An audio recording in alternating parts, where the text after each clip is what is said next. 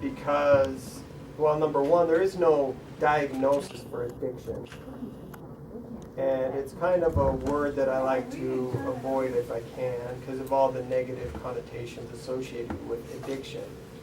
So an actual, the ICD-10 coding, there is no like a medical diagnosis for addiction. It's all dependence.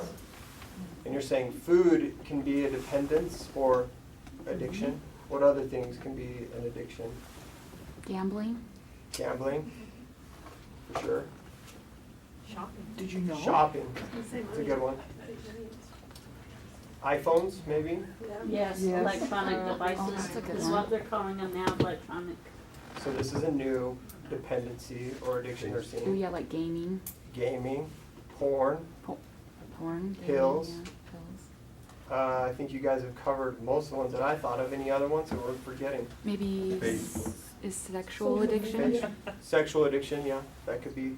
All right, so we're naming a lot of things that are okay, that maybe aren't inherently What bad. about dependency on others? As you get older, they don't like being alone. They want somebody there to talk to and be with, and I would say that, as long as there isn't some other diagnoses of like a personality disorder or something like that, I would say that's okay. Well, I mean, that's a good point though. What makes one person be able to go to Wendover, have a fun weekend on the blackjack table, and come home, go back to work? What makes that? What makes, I guess, gambling bad, or what makes it even? What makes it even to the point where someone gets dependent on it? I mean, what makes alcohol okay for one person and not okay for another? What is that like? Everything in moderation. Okay, so everything in moderation. So when do you start cross that line of moderation? When The you dependency. depend on it, you have to do it to Yeah. feel To good or function. to, and then if you start spending all your money on it and your other people suffer because of your habit or your I would say when you dependency. start neglecting your responsibility to do it, because that could be all kinds of things, your family, your job, Sure, your neighbors, sure. I mean, There's actually criteria. If you look at, and this is from a medical standpoint that I'm going to talk about this, because that's the only thing that I am expert on. There's actual criteria of what constitutes a problem, what is pathological, okay? And opioids are one that's a good example. We'll use opioids as the main one, because that's kind of what I focus on. Opioids are pain pills, heroin, and most like painkillers for them. Most painkillers. So what makes someone who's on pain pills for their arthritis okay, and what constitutes a problem? Because that's part of determining treatment, and the need for treatment is what constitutes a problem. So here, you guys have already mentioned a bunch of them. But if someone's using larger amounts than on average, or what's recommended, and we'll use gambling as another example. If someone's gambling more often than the average person, then that can be, or what's recommended, like you're recommended 10 alcoholic drinks for a male per week and 7 for a female. If you're doing more than that, you're starting to get, you might start crossing that line of moderation that we talked about. Desire to cut back or stop without success. So someone who's overeating, they have desire to stop but are having trouble doing so. That could be pathologic. You could start to get that diagnosis of dependency on it. The amount of time spent doing or searching out pills, alcohol, gambling, that's another problem. If you're getting cravings, Lois talked a little bit about that. You have to keep going in order to feel normal. And that is definitely something with opioids or pain pills, alcohol, benzos, all the medications. That's kind of the reason they make them controlled, is because you will get a withdrawal, or you start craving them if you stop. But if someone's using pain pills intermittently, someone just had surgery on their knee, they get pain pills for a while, and then they just take them kind of every once in a while, probably not going to get a whole lot of cravings or dependency. So like the person that takes them for long-term pain management, because they've been told that as long as they're taking them the way they've been prescribed, that they won't be addicted to them, that's not necessarily true. What do you guys think? You guys come to me for surgery, post-op pain, and you get some pain medication here at the hospital. You go home that day, and I give you a prescription for pain pills. Then can you get addicted to them? Yes. The nurses are saying yes. Yes. No. So like the person that is taking them for arthritis benefits, or So arthritis is like something different. myself. Arthritis is something different. What's the I difference mean- between like surgery or arthritis? Because like with me, I have a prescription for pain pills that I don't take all the time, but when my legs are acting up, I take them. Okay, so I would say that's, you're fine, you're doing okay. But you gotta be careful, because someone who has a diagnosis of arthritis, that's not gonna get better unless you've got like a major surgery or something. So you could fall into that trap of taking it every single day, and you're gonna start crossing that line of moderation, and you're gonna start having some of these problems at that point, So cravings. people like that won't have back surgery, so they take their pain pills. Yeah, it's risky. But if you take your pain pills, how they're prescribed, you don't get addicted to them. And I want to change that. I want to change that mind frame. So that's what we used to, when I was in medical school, that's what they taught us. And then we saw this huge epidemic of pain pills. And now we're like, they're stopping to prescribe them. We're really cracking down on it, and everyone is kind of has this huge adversity to pain pills. And I want to switch.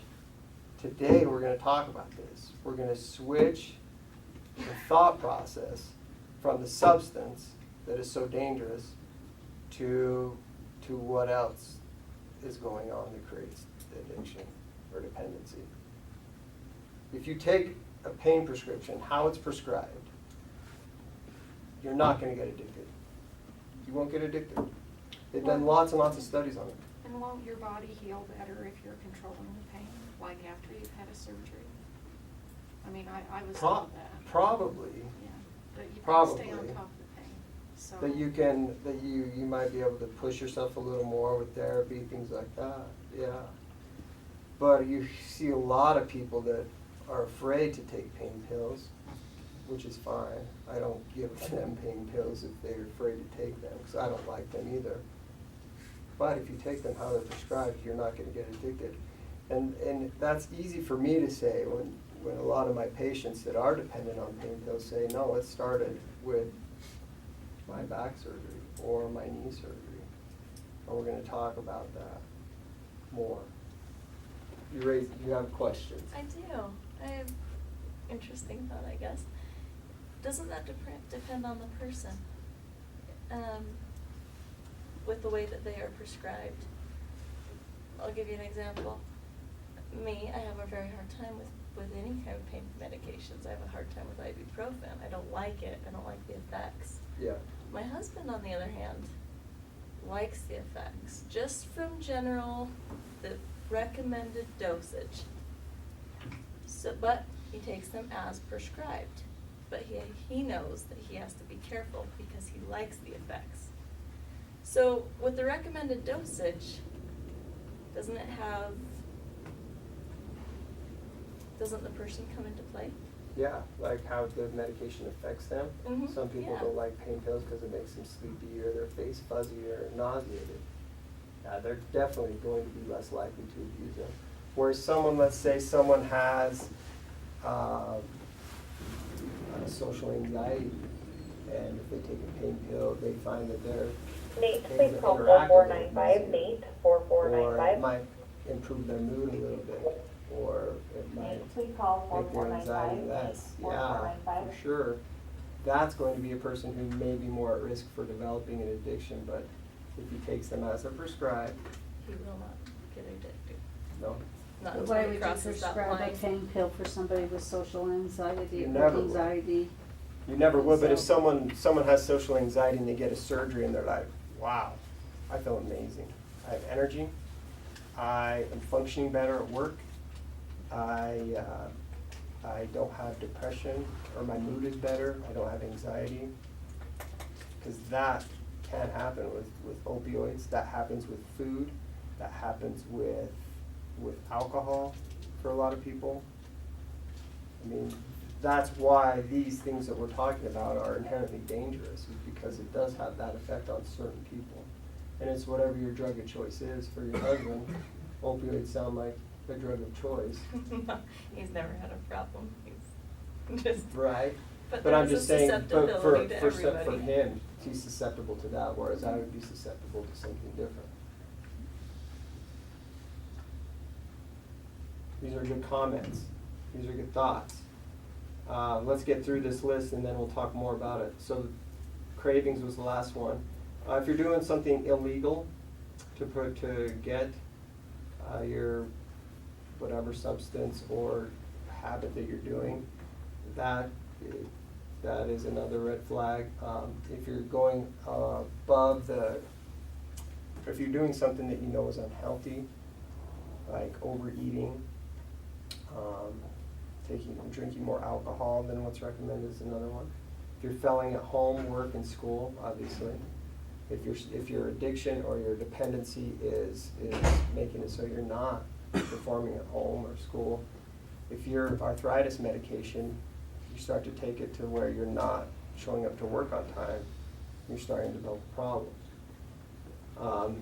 If you're isolating, you choose your addiction over socializing, that's huge. And the last one is if you're developing tolerance. What's tolerance? You have to take more and more to get the effect. The same effect. And do these medications and things have that problem with tolerance? Mhm. For sure. And then withdrawal. What's withdrawal then? If you don't have it, then you have effects, like side effects. Like physical, emotional Mhm. effects from not having it. Okay? So if you have any of those signs from any substance that you're thinking of, or even your iPad or Facebook or iPhone, maybe start thinking about your own life. What is it that my wife would say, maybe my video games?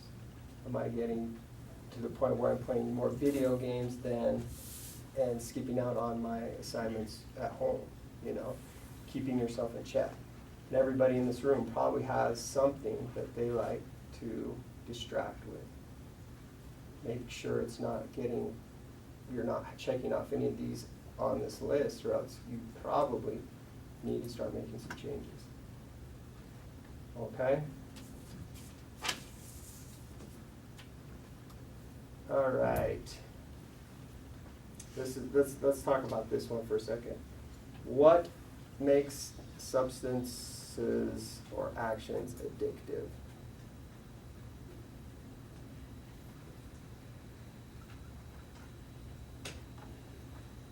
Talked a little bit about that. It makes you feel good. And indulge, like people want to indulge, get high, makes them feel good. An escape. And it's a big part of the social world So to fit in. to fit in. In what way?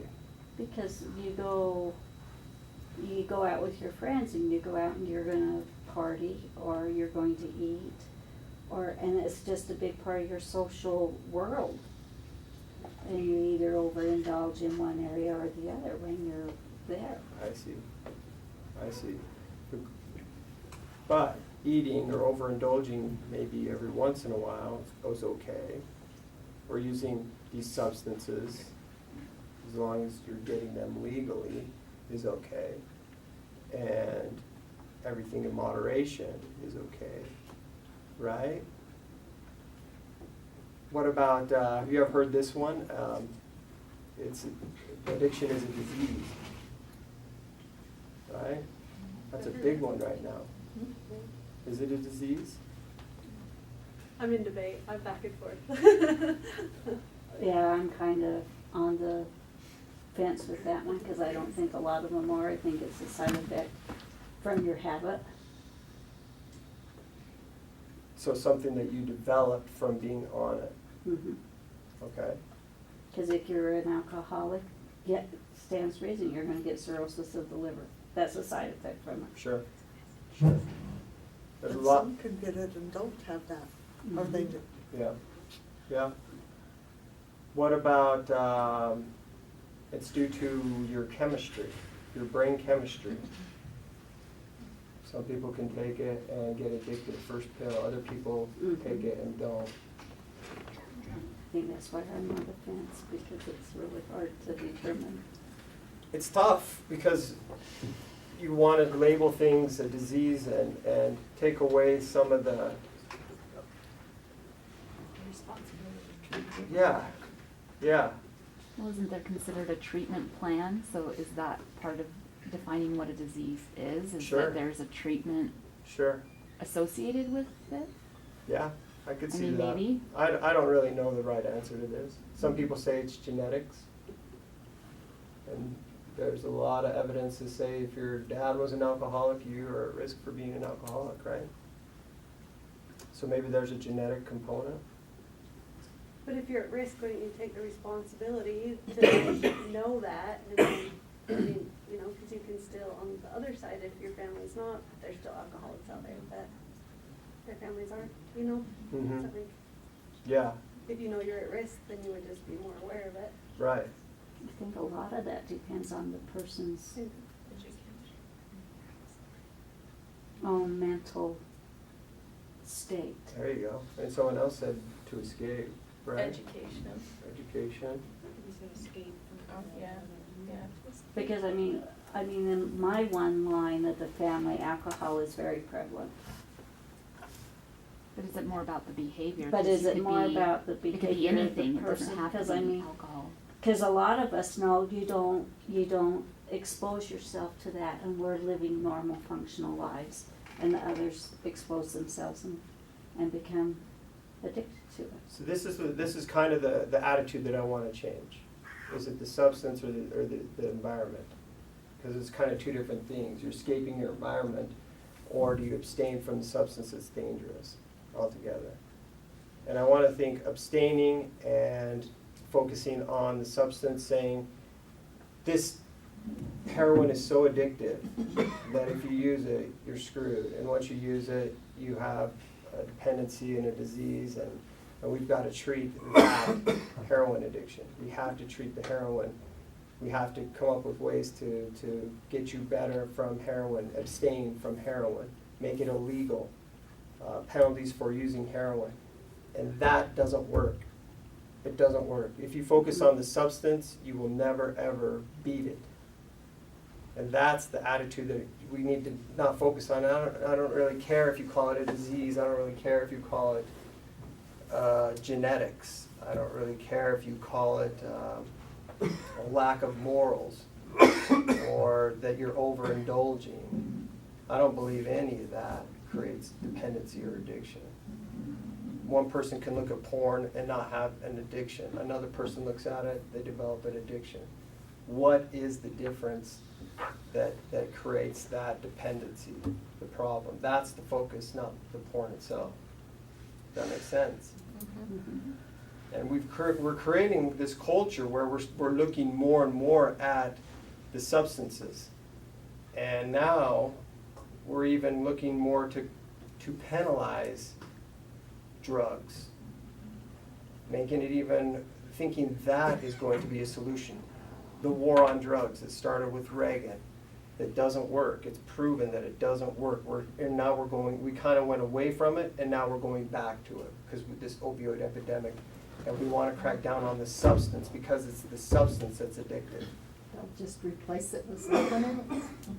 Well, if they have those. But But you that's, also but make that's, it a but that's the forbidden point. fruit, so people want to experience what is so horrible about this. No, it's not that, it's what you said.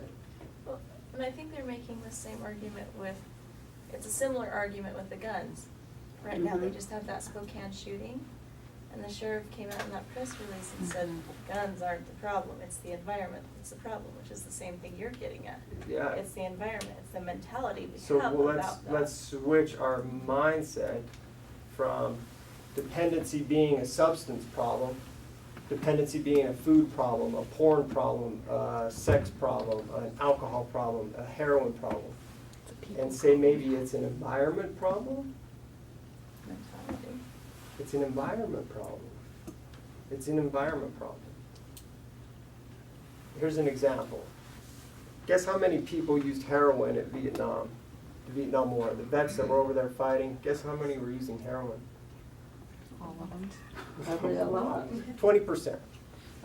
20% were regularly using heroin.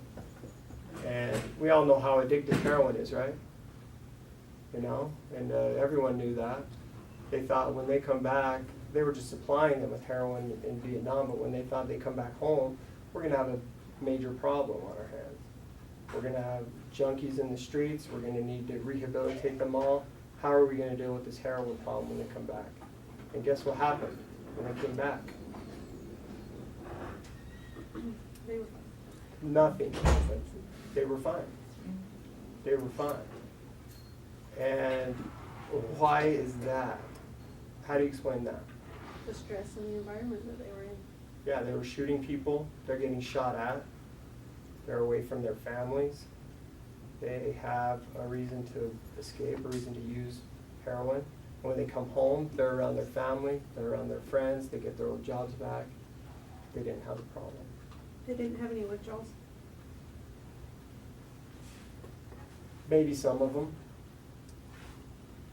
That physical withdrawal, yeah.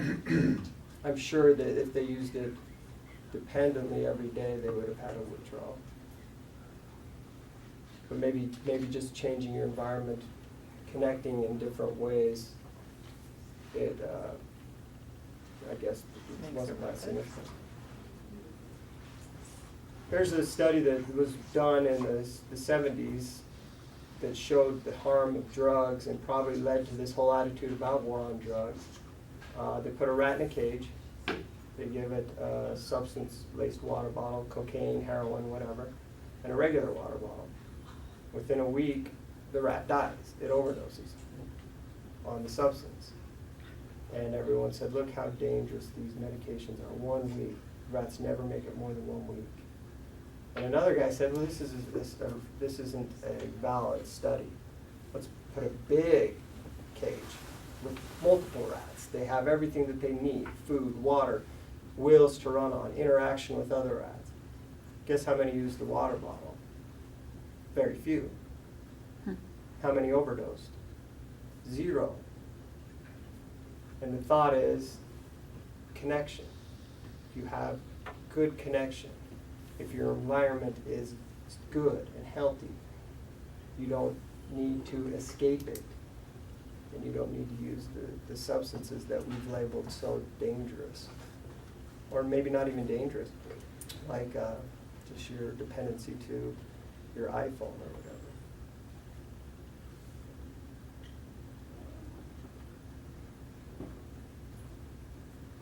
So maybe not focus so much on opioids as the problem, but maybe our environment as the problem.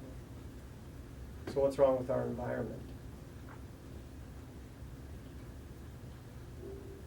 What's the issues that we face every day that makes me want to go home and play video games instead of doing the dishes? Stress. Stress. No. Stress. Come on. Not here. Stress. For sure. More so now than 30 years ago? Really? Why? Well, I don't know, maybe it's just different kind of stress. I don't know, it just seems more stressful now, I don't know, I don't know. maybe as you get more responsibility in your life, you become more stressful. Like when you're young and just living at home with mom and dad, you don't have bills. Right. But then you get out on your own and they start becoming reality to you, and you have to pay the bills, you have to go to work, you have to put up with all this stuff. But then you go home and you think, I've got to do something to just unwind. Sure, so stress. And maybe the environment, because we're more of electronic, set in one place oriented world now, where 30 years ago it was more physical labor, so you got out, you was able to work out some of that stress with your physical. That's a good point, for And- sure. And 30 years ago, when maybe you went out and ran a mile or walked a mile to, you know, we didn't have the indoor, everything wasn't indoors. We did more stuff outside. We got Nature. more exercise, we got more sunshine, we got more interaction with people our own age and talking and stuff instead More of, connection. yes, instead of just sitting in the house connecting Okay, good on point. on Facebook. What else? I think generationally, time has become faster, which is what they're saying. With the baby boomers, you went from, if you look at it historically, I guess, there was the war, time was slow. Then the baby boomers came, the workplace became quicker, time became an issue. Then the Xers came in, and even more time. And then millennials, if you look at the characteristics for millennials, stress became the big characteristic for a millennial. I haven't looked at the newest generation, but I can imagine the stress level. Maybe, You walk- so yeah. maybe, so Lois hinted at it, maybe expectations. That's what I was thinking. Like the social thing, when you talk about millennials, I feel like with technology and electronics that people are almost putting expectations, like you said, at a higher level that maybe not be realistic. And so people feel like they might have to live up to that, and it's shown a certain way as maybe perfect or has to look this way when it's not real. And so people feel like they have to work more or do more in what time they do have, that to kind of match maybe some of those standards that There's are. nothing that would make expectations unrealistic that we do daily, is there? Yes, Social oh, yeah. media doesn't Right. contribute to that, does it? Yes, Unrealistic expectations? yes. Yeah, that's a real issue. So expectations and feeling like we're not meeting our requirements could make it, what, unpleasant to be present? Do you feel like you need to escape? Increases the stress. Increases stress?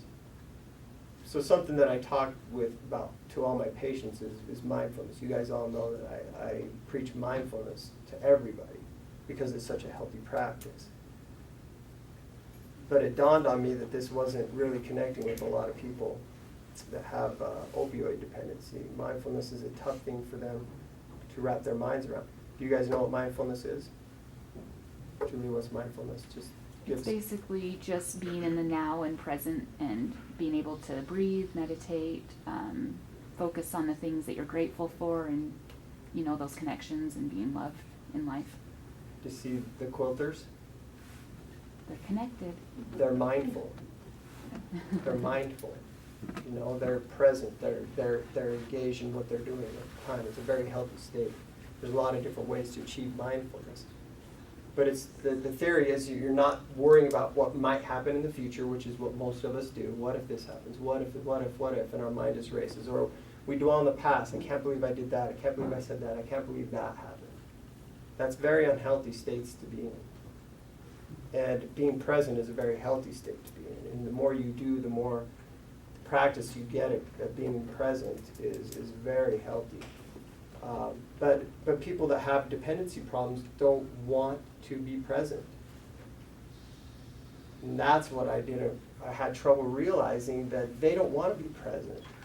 They want to escape whatever their environment is at the time.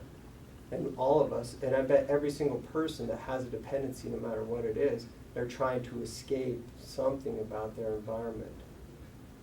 They're trying to distract themselves, unwind, get out of that. What is it about your environment that is so unpleasant? That's getting at the root of addiction. What is it in your life that is driving the behavior? Does that make sense? Mhm. So it's not the substance, it's not the chemicals, it's not the genetics, it's not any of that. It's more the environment and what you're trying to escape. So what do you do if you can't escape it? I mean, most of us sit in a building all day and it drives you crazy. You Mhm. can't wait Correct. to get home and just be outside. I mean, you know, a lot of us are stuck where we are. Well, I'd say you're probably very healthy. You probably don't have, making assumptions. I'm thinking the fact that you want to go outside and have that connection with nature means that you're dealing with it in that way. If you didn't ever get outside, Yeah. if you didn't have that healthy outlet, then maybe you would have more problems with dependency. I don't know, just kind of that thing. A And healthy that- escape versus an unhealthy one. There you go. Being with your family is going to be healthy, being outside is healthy. But some people don't think that. They think going from the work environment to a home that's not functional is not any more of a change. Yeah, well, whose home is functional? Well, nobody that I know of, but that's the perception we put on ourselves. That's one of those expectations, is that we have a perfect home. Well, that's an expectation that's unrealistic in my eyes. That's, I think, a very dangerous red flag if you're trying to compare your home that's very dysfunctional with someone else's home that may appear functional, but is probably still dysfunctional in its own way. That's the kind of attitude that kind of, I think, is worrisome, or can be worrisome. But Bailey said something important. Connection, there's either unhealthy or healthy connections in life that help us to give us purpose. And you're going to fill your life with connection. Either it's substances or unhealthy things or nature, activity, healthy things. I mean, you could have your mugs with vodka in them right now. Why aren't they? Maybe they It's are. not I was gonna say, we're on the clock. No. It's frowned upon at work. Gotta hide yours. Because you have something to do today. Oh. You have something that you want to get done. You have a purpose, you know? If you live your life with purpose, you won't fill it with that connection with pills or substances or other things. That make sense? Portugal is a country that started the war on drugs when we did, thinking the way that we treat dependency is by preventing them from even getting it. That's how we prevent addiction, by preventing people from even getting their pain pills or their heroin or their meth or their alcohol. They had a horrible problem, way worse than us. 1% of their whole population was addicted to heroin. And they thought, well, let's try the war on drugs. Let's throw people in jail for it, do drug courts, keep them away from society. They're addicts. They need to go to rehab. We'll punish you if you get caught dealing it. We'll punish you if you get caught taking it. We don't associate with you. Kind of this attitude of we're not going to associate with drug addicts or whatever. And they had similar results to what we have. 5% success rate of people getting off of heroin. It's just horrible. And that's even with rehabs, drug courts, what I do. I mean, we're just failing miserably with this. And this wasn't working for them. So they got a team together of scientists and doctors. They said, we're failing at this drug problem. What can we do we're gonna keep politics out of it, and you decide what we need to do. And they came up with a plan to legalize it, well, decriminalize everything, decriminalize all drugs. So you weren't going to get penalties if you got caught using it.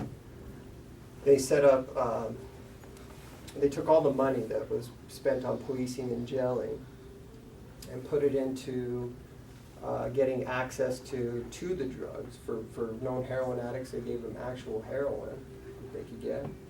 They put all that money into rehabilitation, and this is something that was kind of cool. Instead of isolating them, they said, where was your last job that you worked at? And they would tell them. And they'd say, okay, they go to their old employers and say, you need to rehire this person back, and if you do, we will pay half their wage.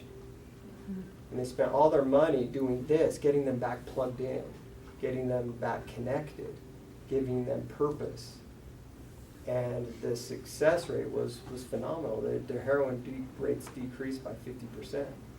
And they had an election coming up. And they said, all right, we're going to leave it up to the public. Do we want to go back to kind of this war on drugs, or do we want to kind of work on getting people reconnected that are on drugs? And it was overwhelmingly positive because crime rates were down, suicides were down, drug overdoses were down. Everyone benefited from it. And that is kind of it gives an example of changing your environment rather than focusing on changing or abstaining or focusing on the substance itself.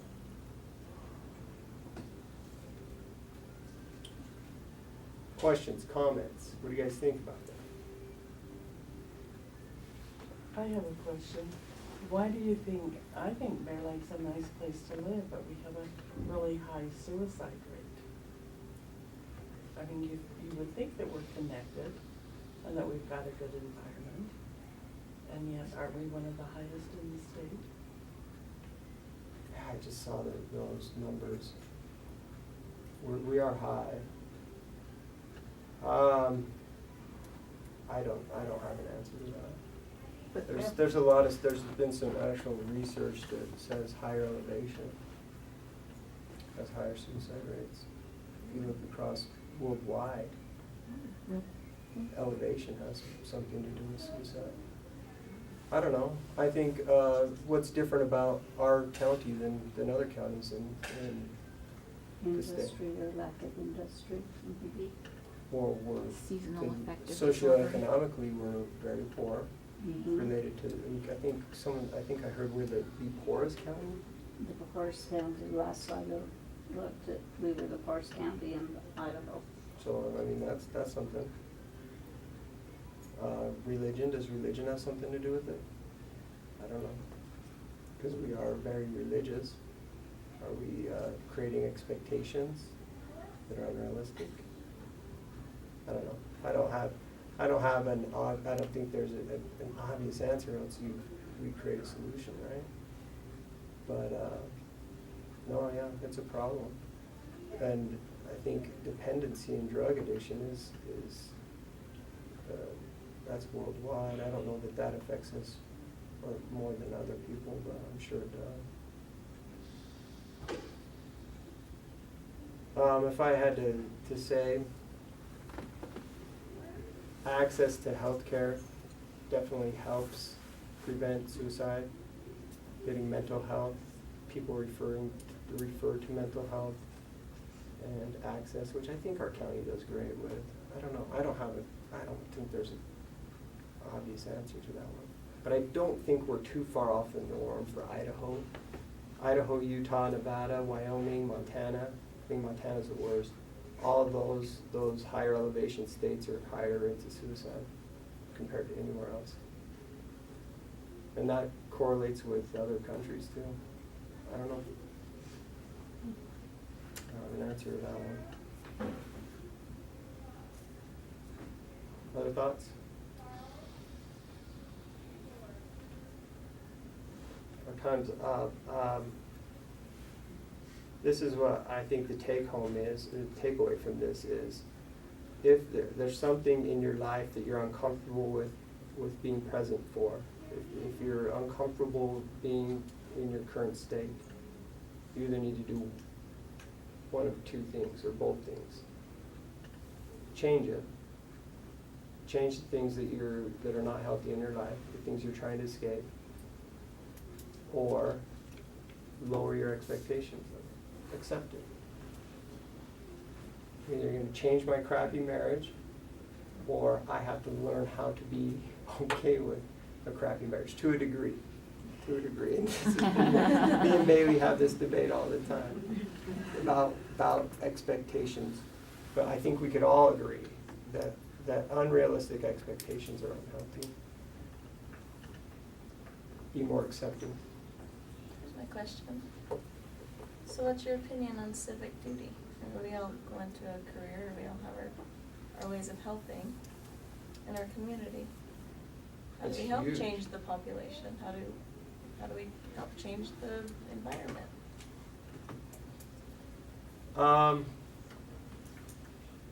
I would say, yeah, all those things are good.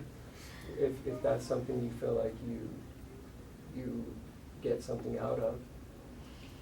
The thing that I love most about the LDS Church is it creates so many positive social interactions and opportunities to serve that are so healthy. That's the healthy connection that takes the place of the unhealthy connection, you know? And it's those types of things, that volunteering, yeah, anything that has good social interaction, connection, volunteering at the animal shelter, connection with pets, or hunting. Why do you think so many people love this time of year? They're out connecting with nature. I mean, those are healthy things with obvious benefits. As long as it's not something that you're feeling like you're expected to do, No. and maybe something that just is a burden for some people. I don't know. As long as you can do it in a healthy way, for sure. Anything that gives you more connection to people is a good thing.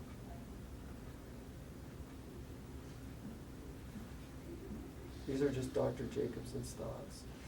There's very little science behind this. But it's something that I think about a lot with my own life. How to be more healthy and how to get my patients more healthy. All right. Thank you. Anything else? Thank you.